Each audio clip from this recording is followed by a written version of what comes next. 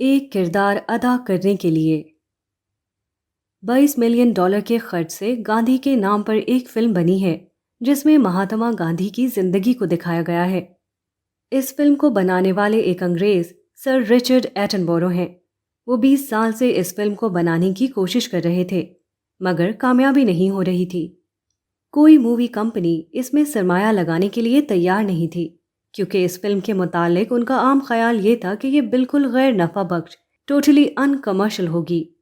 मगर Ben Kingsley ने इतनी कामयाबी के साथ गांधी का पार्ट अदा किया कि ये फिल्म आज कामयाब तरीन फिल्मों में शुमार की जाती है।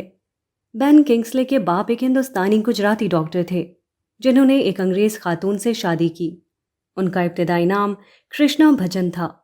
बाद में उन्होंने अपना नाम बेन किंग्सले रख लिया। बेन किंग्सले को गांधी से जिस्मानी मुशाबहत की बिना पर इस फिल्म में हीरो का पार्ट अदा करने के लिए चुना गया था। इसके बाद उन्होंने तवील मुद्दत तक सख्त मेहनत की। बेन किंग्सले शूटिंग से काफ़ी पहले हिंदुस्तान आए। उन्होंने अपना सर मुंडवाया ताकि उनका सर गांधी की तरह गंजा मालूम हो।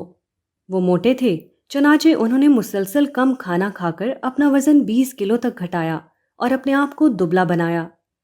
सूरज में देर देर तक बैठे रहते ताकि उनका रंग सांवला दिखाई देने लगे। फिल्म की कहानी को पूरा का पूरा याद कर डाला। उन्होंने अपने कमरे की दीवारों को महात्मा गांधी की तस्वीरों से भर दिया। वो महात्मा गांधी की 5 घंटे की डॉक्यूमेंट्री को देखते रहते। वो गांधी की तरह पांव तोड़कर बैठने पर कादिर न थे। चुनाचे उन्होंने रोजाना 2 घंटे की योगा वर्जिश करके अपने आप को इसका आदी बनाया कि वो पांव तोड़कर देर देर तक बैठें।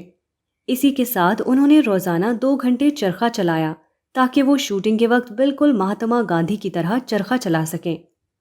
बेन किंग्सले को एक फिल्म में खास किरदार अदा करना था। उसके लिए उन्होंने इतनी तैयारी की। तवील मुद्दत तक सख्त मेहनत के बाद ही ये मुमकिन हुआ कि वो ये किरदार अदा करने में कामयाब हों। फिर जो लोग अपने आप को खैरुल उम्मत कहते हैं, उनको तो तारीख़ इंसानी में अहम तरीन किरदार अदा करना है। क्या वो किसी तैयारी के बगैर ये मुश्किल रोल अदा करने में कामयाब हो जाएंगे?